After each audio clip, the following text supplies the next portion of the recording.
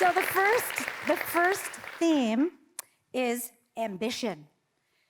Audrey, the online clothing rental market is experiencing crazy growth, and Glam Corner is on the bleeding edge of this mega trend. So what role does ambition play in your career, for yourself, or for your organization? I think, ambition is a very powerful word. I think for me, as I was saying just in my intro, how I started the business and where I am today, it's, for me, I think my mission and ambition is so much bigger. To date, we have processed over 500 tons of clothing. That's 500 tons of clothing that you don't have to produce, manufacture, and that's 500 tons of clothing that is shared within our community. So for me, ambition, it's for me, it's like a moving goalpost. I think depending on which stage that you're in. For me, just using myself as an example, like with my organization, I think being a leader, I think you need to have a really strong ambition. And, with ambition, it also have to be really clear ambition too. And, you have your ultimate ambition, and then you have your short-term, long-term. But at the end of the day, you need to have this ambition that, where would you like to take the business to? And because, when you don't have the clear ambition and then you're not communicating to your team, what happens is that you're making the subpar decisions. You're not on the path that you want to. You hire the wrong people. You make so many mistakes. And for me, having that ambition and really, knowing really staying true to that, and also really communicating to your team. I think definitely it's really, really important. I think that's something that I feel like I keep going on. Am I going? So for me now, my ambition right now, what I can do, what I can control is I can continue to serve my customers. That's my ambition. I would like to build a company that I am proud of in 10 years' time. That's the ambition that I have. And also do right by my customers, by my team. And that's the ambition that I have right now. So maybe in 3 years' time, I might have another ambition. That's really positive and effective. Do you want to tell all of us, just give us a little hint of how you motivate your team to share your ambition? How do you motivate a group to think like you? I think having a very strong vision of what you're doing and your mission, for us, is really important. And I think that really keeps the team really motivated. What are you trying to do? What is your purpose? That's what we ask every day. What is my existence? Why am I here? Why am I spending 8 hours in this place? So I think really, for the team to really understand, to even from our pickers, packers, to whoever work in laundry operation as part of our business, everyone matters, and then they have to know that, you're valued. And also, they also have to know that today I am here and I'm packing this box, and because I'm gonna make someone's life happy, I'm gonna enrich someone, and I'm gonna be part of that moment. So I think having that one mission, one team, I think that is really important. Yeah, I'm inspired by that. Sally, you said you were an accidental mayor, but what role did ambition play in this happy accident that finds you in such an important position of power? Oh, important position of power. I love that. I didn't ever have an ambition to be the Lord Mayor. That's why it's accidental in so many ways. But I love the word ambition. I've always been ambitious. For me, it's about your dreams and aspirations. They're the things that inspire and motivate you every day. And they are very important. They're the dreams, because we can and we should dream. But I also know, I suspect I'm probably the oldest person in the room, I also know that you will only ever fly as high as all the boring words, process, systems, disciplines. And you need to have those because they set you up for success. So the more time you spend on those elements, as boring as they can be and frustrating, the better the platform, the higher the platform is from which you can jump. And I started as a lawyer. I've ended up here. I'll tell you the quick story. I became so impassioned by what was happening at Town Hall, an institution and a role that I had respected for so many years in different jobs that I'd had, and I felt that it was really being degraded and was losing a lot of respect. And that passion really drove me and my husband to consider running for Lord Mayor. And we had a discussion after the former Lord Mayor resigned, late one night, staring at the ceiling. Never a good time to make life-changing decisions. And we said, yes, we're going to have a go at Lord Mayor.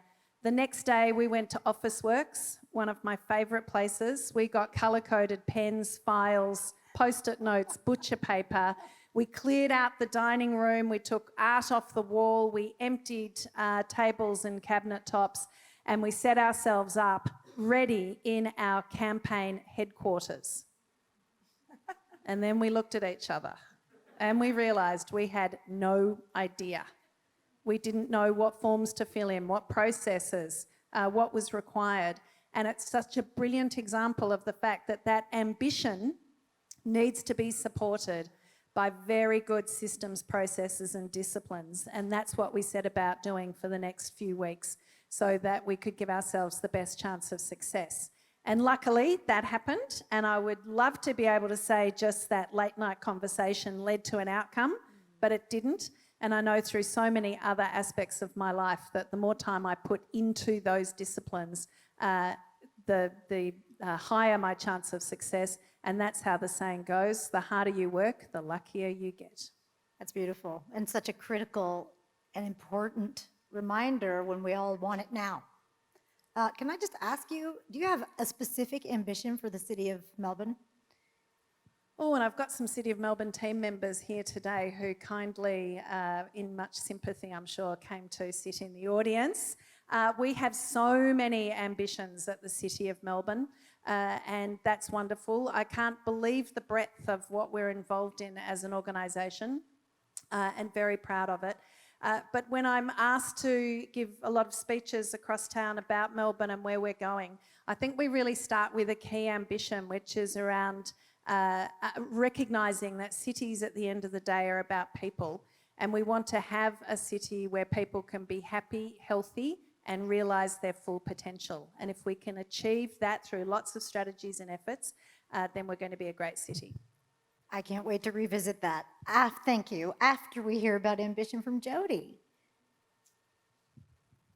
I actually was thinking about the difference between sort of ambition and plans, and I think both are important, but I probably spike really high on ambition and very low on plans, not at work, because obviously when I lead a big business and a big team, there is a plan. But I have had lots of twists and turns like Sally and have never had an ambition to a particular endpoint for myself personally. But my ambition is this sort of fire inside that makes me want to get out of bed and learn and have fun and help the people I work with reach their fullest potential. And so that's sort of what ambition feels like to me. It's like a feeling inside that helps you power through. Because otherwise, why would you get out of bed? Because bed is awesome. Well, I think it's interesting that the three of you talked about ambition for the people, ambition for your team, even if you're talking about someone who's folding a dress to put in a box, getting out of bed to serve the people who are serving your different segments that Uber Eats Australia addresses, and of course, all of us lucky people living in your world. Thank you, guys. Let's move on to another theme, and that is reputation. Jodie, you joined a global company when its reputation was truly up against the ropes. To what degree does your own reputation matter? Like, where does reputation fit into your calculus of decision-making? The reputation of your organization, what would you lay your reputation on the line for, and how does that play into your career? I'll tell you just a few stories for context. So I think a lot of people in this crowd would probably know the Susan Fowler blog, which was a very damning set of accusations about sexual harassment from Susan Fowler, who was a female engineer at Uber. And I joined 3 weeks before this blog post was published. I'll read it tonight. You It's a should good read it read. and all of the commentary around it. Nobody should have an experience like that. And being part of a company as that story unfolded was a really big question mark for me. I thought, what have I done? Second, I thought, should I just quickly exit because I've only been here a few weeks, no damage done. And actually, what I realised was I was in a real position of influence there to, it does sound cliche, but it was absolutely true for me to be part of the change. And so to be able to step up and say, if what happened to Susan Fowler is true for her or anybody for that matter, this is absolutely not okay. So let's make sure the rules are clear. Let's make sure that everybody understands what an acceptable culture is. And as a leader, you have a big voice where you can do that. Number 2, let me listen and hear what your personal experience has been. Have you had anything like this happen to you? Do you want to talk about it? Can I help you find somebody else to talk to about it? And to be able to continue to listen and really drive change has been incredibly powerful at Uber, and it has been a pretty, I think, significant ripple through the organisation from top to bottom. I've now been there more than 3 years, and the change is palpable. It is an incredible culture. My personal experience has been extraordinary there. But the reputation of the company, and therefore I think by affiliation, my reputation is constantly challenged. The media gives us a really hard time, and often we don't get the opportunity to participate in the dialogue. And so I get upset about that, and I get upset for my team who's working really hard, doing great work for the cities that we live in. And so it's really important to me that we sort of know that we're good people doing good work, and that's kind of where the line is for me. Yeah. It's like, can I hand on heart, no matter what everybody else is saying, say, I believe that the work we're doing is good and that I can stand by it. I can look my mum in the eye and say, we are creating opportunity for everybody that's participating in our ecosystem, and let me tell you how and why. And if I can do that, then I've grown thick-skinned enough to withstand what everybody else thinks and says about it. And that's where the line is for me.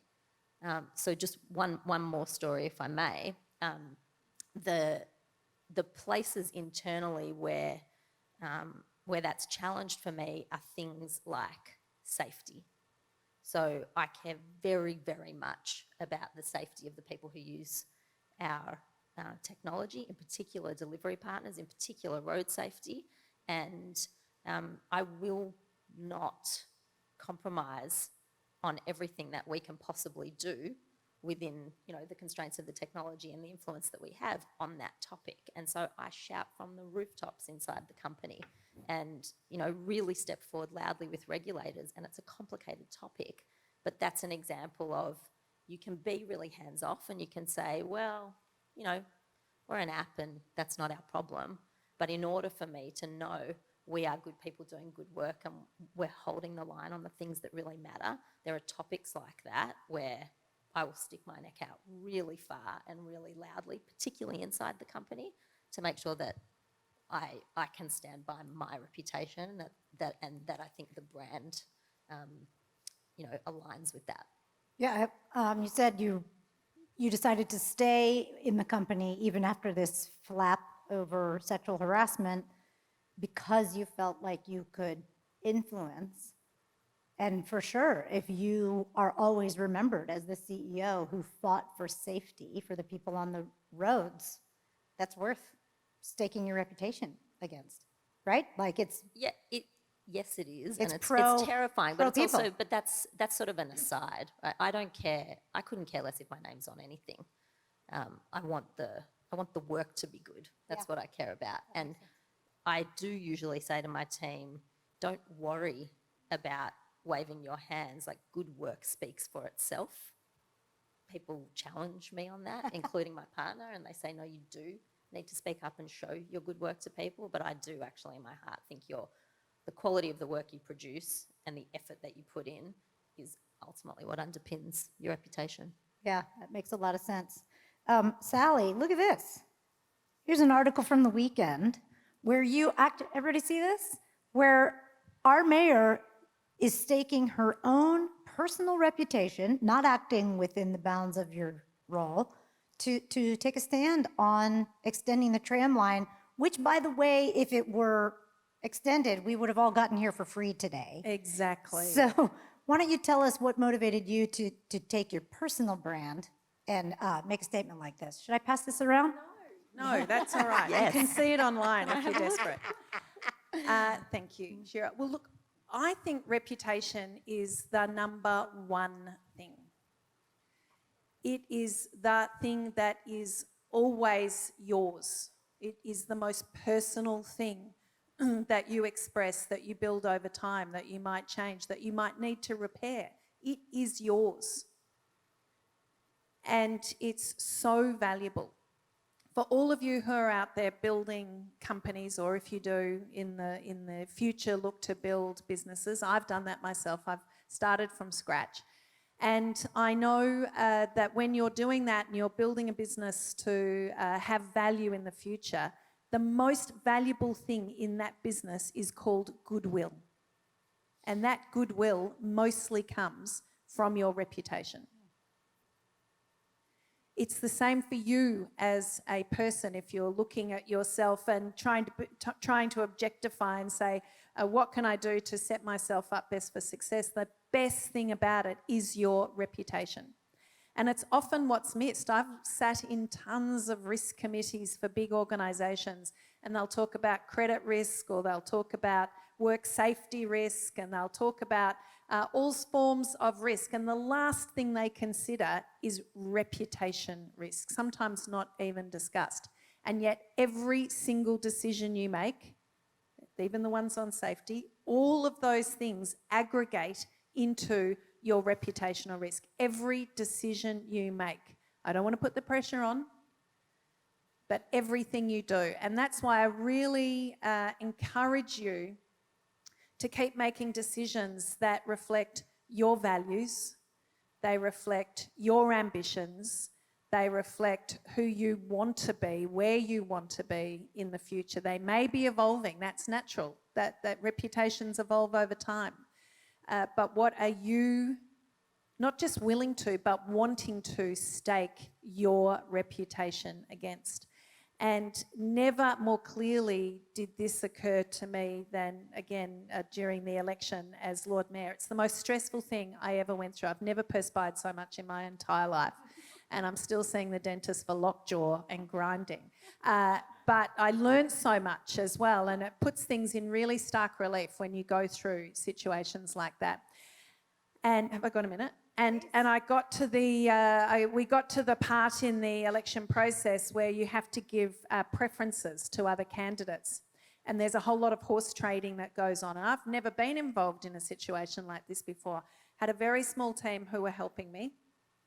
And it came to a Friday, and you have to lodge them with the Victorian Electoral Commission so they can print them on the cards that go out in all the mailboxes. And literally everybody's on the phone talking to other candidates, trying to work out on what terms would they be willing to give me preferences and what was I prepared to do to give them preferences. And they were the most disgusting conversations. We had another candidate saying, I'll put you as number 2 if you tell everybody that you don't support development at Queen Victoria Market. I said, but I do support a Queen Victoria Market. He said, oh, don't worry about that. Just go out now and say you won't, and I'll put you as number 2 and you will win if you get my preferences. This is the sort of conversation that went on and goes on. Excuse me. Anyway, we get to about 15 minutes to 5, and 5 o'clock's the deadline. And I had a campaign manager because remember the story I told you before, I had no idea what was going on. I got a campaign manager and she looked at me and she said, Sally, we have to make a decision. You have to start deciding what you're willing to compromise on, what you're willing to give away. And I looked at her with all these conversations going on and I just said to everybody on the phones, stop. I said, put the phones down. We are not doing preferences. And my campaign manager looked at me and she said, what do you mean? And I said, we're not doing it. Our cards that go out will say, please put Sally as number one and then suit yourself on the rest. You work it out based on your preferences and what you like about candidates. And she said, but everybody else's card will put you as last because you haven't bargained on anything. And I said, I'm happy with that. That's Whoa. the decision I'm making. Fearless. Totally And fearless. yeah, that's great. what you've got to do. It's your reputation. And she looked at me and she said, please remember this moment. And I said, why? And she said, because when those results come in, you might look back, or we might look back and say, that's the moment that we lost the election. Are you comfortable with that? And I said, yep, I'm comfortable with that.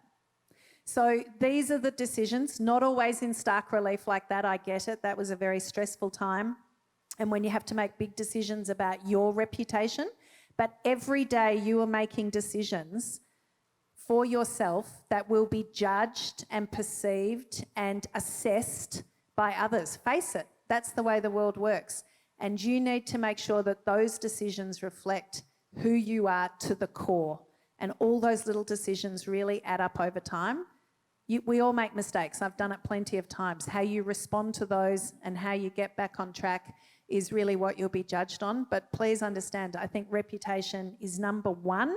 It goes through life with you, and it can be the most valuable thing, or alternatively, I think also the most damaging thing. So I put a lot of value in reputation. Thank you for that fearless story. Thank you. Audrey, to what degree does reputation govern your decision-making for Glam Corner? I feel like my heart is still pumping just from hearing the story. Very humbled and very inspired. Thank you for sharing.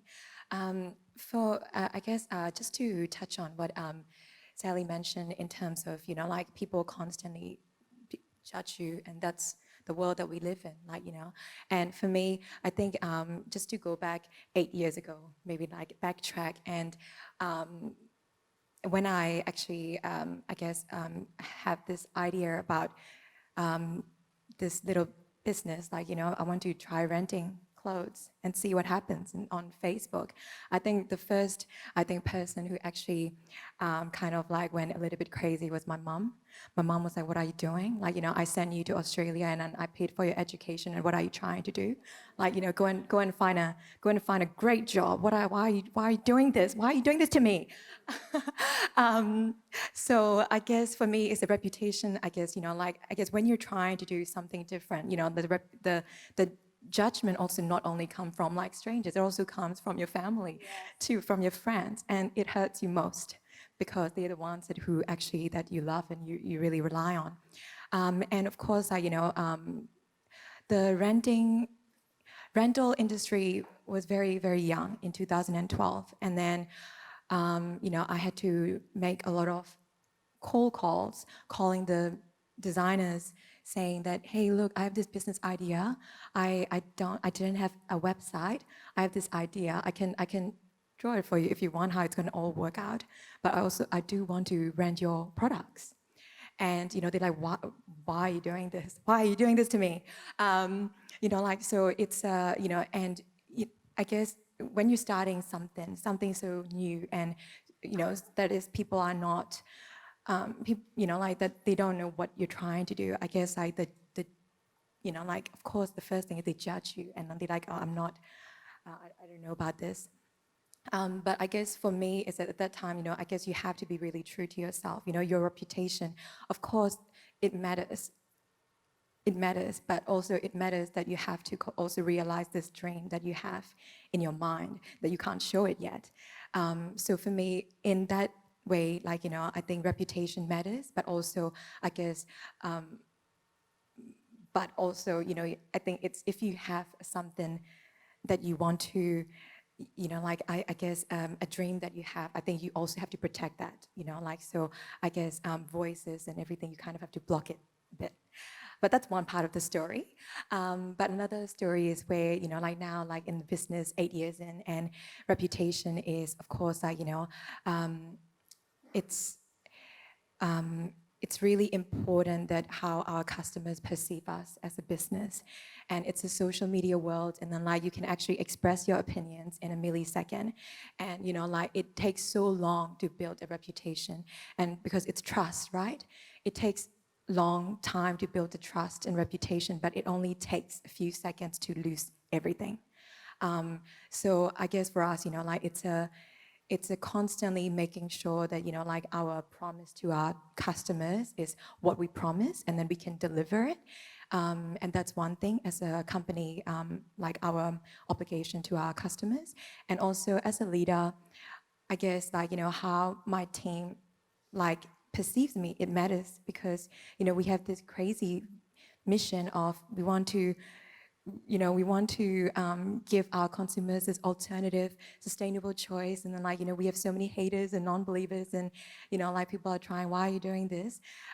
So like, how like how my team looks at me as a leader, my reputation matters, because, they won't want to come onto this journey if they don't trust me and my decisions, like they won't join this, and then I can't complete my vision. So for me, as a reputation, it's really, really important. But again, there's always 1% of 1%ers where no matter how hard you try, no matter how hard you're doing, that you're not gonna please them. But so I learned to say now that, yep, I'm just gonna, I do my best, and I'm true to myself and true to my customers and my team, and I can't control that 1%, and so be it, but reputation does matter. That's huge. I think we probably have a lot of entrepreneurs in this audience, I'm guessing. And I'm sure that many of you have felt the pushback from mom and your dear friends and the 1%. And I think, yeah, it would be great to hear like what you may have said at the time before you found your voice to say, I'm going to stay true to my vision. How did you try to bring them along with you? My family? Yeah. No, The doubters. When the first time my mom told me that I stopped telling her anything. Yeah, wow. Like I just blocked them. Yeah.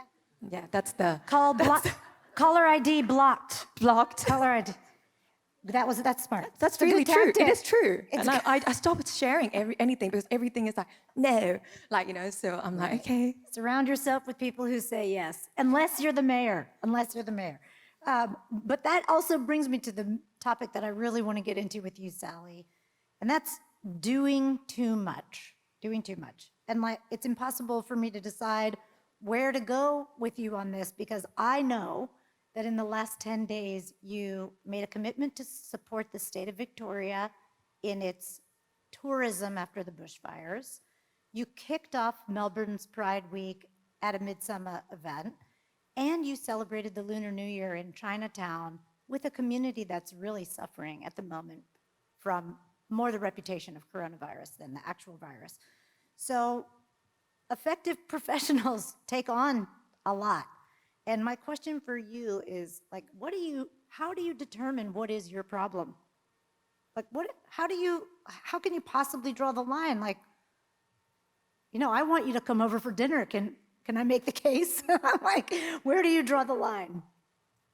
Well, you're starting with somebody that has a very high threshold for doing stuff. Okay. I am a serial have-a-goer.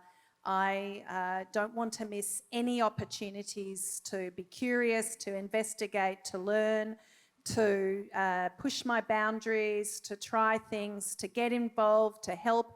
All of those motivations and considerations that we put into the decisions we're making every day on what should we or shouldn't we do. And in fact, I'm terrible, because I go into a lot of student forums and people just starting out in their careers, and I say, there'll be so many pushes and shoves for you to take one way forward. We tend in our lives, I know I'm speaking to entrepreneurs, so I'm speaking to the converted, but there are so many people out there that think that there is only one way up or one way forward, and it's very vertical. And I do a lot with the Faculty of Business and Economics at Melbourne Uni, where I'm an alum, and I meet these kids, and they're all going to be merchant bankers. And if they don't get a job with one of the big four, either a bank or a consulting firm or a merchant house, it's a disaster. And I feel terrible for them because life is this big. There are so many options, and your thoughts on success have to be so personal for you. And again, they change over time depending on what your priorities are. So I am getting to answer this. But I see so many people in business, particularly, that are in straitjackets, and they're pushed by what other people think. They're pushed by constraints about what other people's success looks like. They get constrained by thinking, I can't do this, I can't do that because that's not normal or not done by others, etc. And they're in straitjackets. They're prisoners of Azkaban to me. If you're into Harry Potter, the Dementors have come and they've sucked all the hope and happiness out of you, and you're sitting like jelly in the corner of a prison that has no bars on the doors or windows. Anyway, to me, that's straitjacket. But I am the opposite. To me, I really love too much. So don't take me as your best role model. I would rather drink from the fire hose than the other way. So I would run at all of those things. And when I'm talking on stage I want to know how much you sleep. Yeah, I not too much. But I like to get up in front of kids and say, don't live life like this, which is what so many other people want you to do because it validates them living like that. You've got to live life like that. Yeah! Woo! Awesome! You've got to push at all the boundaries, your own boundaries, other people's boundaries, society's boundaries, organisational boundaries. We need people to push all of those so that we can keep seeing change, so that we can keep being better forms of ourselves, and we can really add into changing cultures and becoming better forms of wherever we are today. If we're not pushing those boundaries, it's just depressing to think about. We're actually going backwards. We're into a spin of ordinariness. That's my worst nightmare. So doing too much is sort of my mantra in many ways. I'm very conscious, though, that life does have its limits. We are humans. There are only so many things we can do at one time. So my rule that I use in situations where it seems completely mad, particularly when I'm working with other people, because we've all got to find an equilibrium, is impact. Where are those efforts that are going to make the biggest impact? It's the 80-20 rule, it's your priorities, it's a lot to do with what's important to you and your teams at the time. But if you're not having an impact, if you're not adding value and receiving value in whatever form that takes in the situation you're in, leave it alone, move on, do something else, because impact is what then creates a sense of purpose and satisfaction. And if you're not filling your days with that, then, again, you'll become a prisoner of Azkaban. I like how you talked about reciprocity. So I think you just being in the room probably makes an impact. But then you also are using in your evaluation what you get out of it. Oh, you've got to, yeah. What am I learning? Who am I meeting? What experiences am I sharing?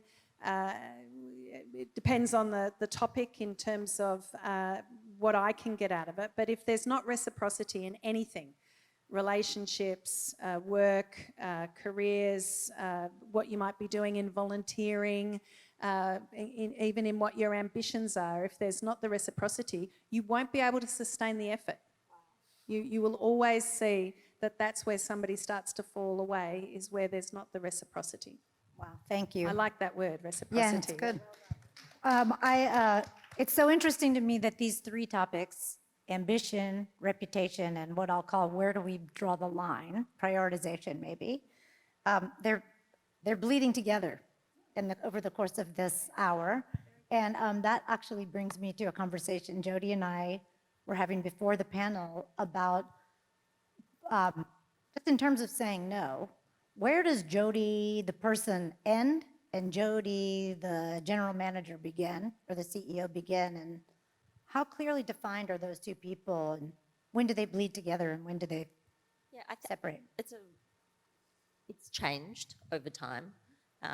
I used to, I think it's quite Australian actually to separate the two and to try and have this work you and this personal you. And actually, when I worked in San Francisco, it was completely the opposite. And it was very awkward at the beginning. But I really prefer it. And so now there isn't much of a difference. I mean, I'm certainly a little looser, at home than I am at work.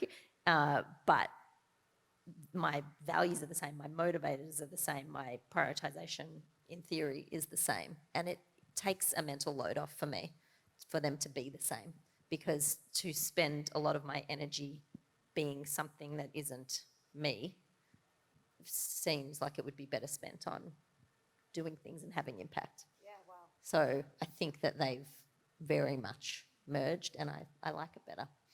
Yeah, that's handy, right? The kind of the discipline, the foundation that Sally was talking about before. If you build up those bricks of what you are, then it should serve you wherever you go. Yeah. Yeah, something like that. Yeah.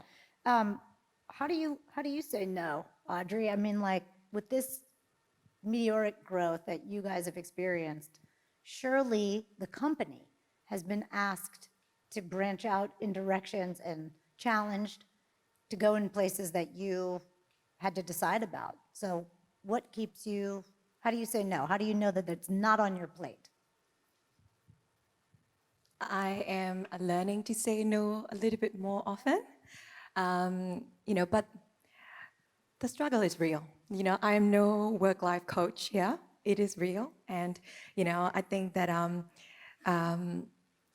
I feel like you feel like you're in the trenches all the time. Like I feel like I've been like in the trenches for 8 years, and I think that we're still in that in that phase. And then it is tough. And like because you have to give it your 110%. For me, my inbox is overflowing. Like I have 99 problems, and I'm always prepared for the worst case scenario. Even sometime at the office, and one of my team members would come and ask me about, Audrey, I have to tell you about something. I'm like, ready, what is it? And it's like, oh, we ran out of toilet paper. I'm like, okay, like I'll get it for you. I'm like, okay, send. So, That's comprehensive. it's, like, so you always feel like you're always on the edge. You don't know how your day is going to go. And then like you always, it's very highs are very highs, and high and lows are very low. And then it's a fact, but that's what I sign up for. Of course, it's really great to have my husband and business partner, Dean, with me throughout this journey, because it is tough. But also, I think, 2020, I do have a resolution that it needs to, all the things that I'm feeling this, this, or always the day is consuming you, it gotta change, because otherwise you're really focusing on a lot of day-to-day things, and then sometimes, you're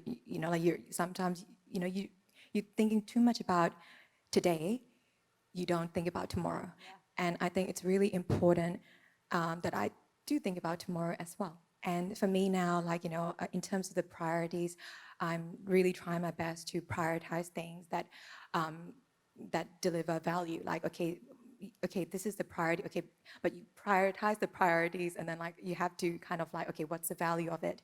And saying no too often. Sometimes, you have so many voices, and as the company grows, you have too many voices, too many noises.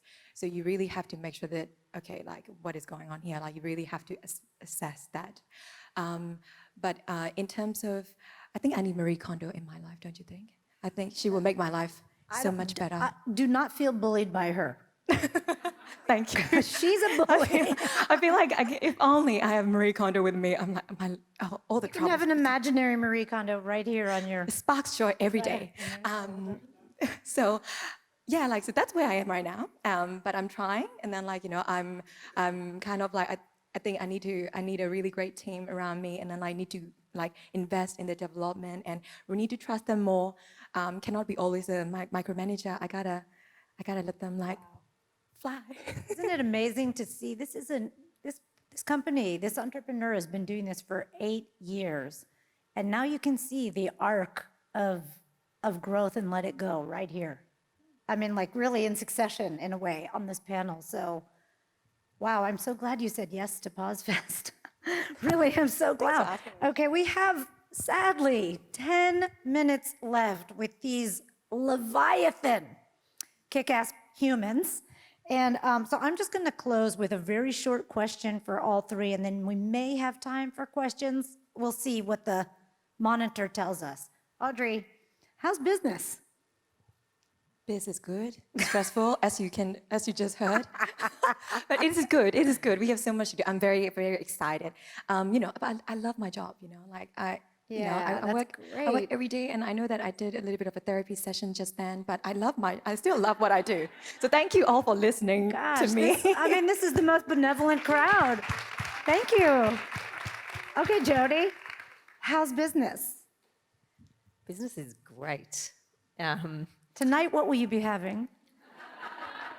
Close. Tonight I'll be eating.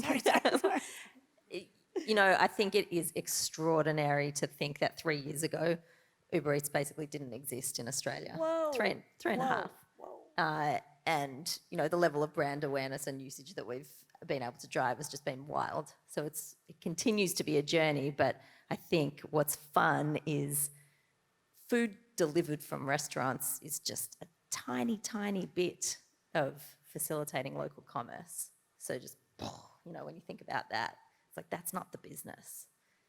Uber everything is the business. And that's what I get excited about. I just got, what do you call them in Australia? Goosebumps? Is that what it's called? Goosebumps. That is huge, amazing, and great. And also, thank you for saying yes to Pause Fest. Thank you for asking. Sally, how's business? Well, I've got to admit, I've never used Uber Eats. We have to change I know. that. Can you believe there's But a you're person in excited the world? about jump bikes, though. But, you've just stolen my line, Sorry. Jodie. But today we launched Jump by Uber. So talk about Uber taking over the world. We had this massive problem with O-bikes here in Melbourne a couple of years ago, but we really want a rideshare system. So we went out to the market to see what was out there, and Jump by Uber have been chosen by the City of Melbourne, City of Port Phillip and the City of Yarra as a trial for the next 12 months. And the differentiation two. One is that the bikes are electric. Who doesn't like a bit of acceleration up the hill? I've never ridden an electric bike before either, but I have now. And I love it. After we've ordered food from Schnitz, in my case. Well, I might be able to deliver your food on my jump bike at this rate. And then the other thing that's terrific is the technology, because previously so difficult to manage all of those bikes. But this technology using the Uber app means that people not only can use their bike well, but it guides you through safety issues, education about how fast you can go and where you can ride. And then it also helps you park it in appropriate places with this geo-fencing. Are you with me? And even better is that one of the big issues about O-bikes, and I'm sure nobody in this room did it, is that they ended up everywhere but on bike paths, up trees, in the Yarra, all sorts of inventive things with O-bikes. We're still finding them, believe it or not. But what Uber can do is that if you mismanage a jump bike, then Uber can turn off your access to all Uber apps. Devastating. And that is why How they call... good is this? So for the target market of people that are going to use these bikes, we have these wonderful technology tool to make sure that they have a good experience and they use the bikes appropriately. So we're very excited. And when can we get our butts on those bikes, guys? In March, they're rolling out, and we can't wait. So early March, look out, red jump bikes around Melbourne. And people, that is why they call her Lord Mayor of the city of Melbourne. People, humans of commerce and power and leadership. What an honor and a pleasure it has been to spend an hour with you on this stage, and I am just bursting with inspiration and delight for having spent this time with you.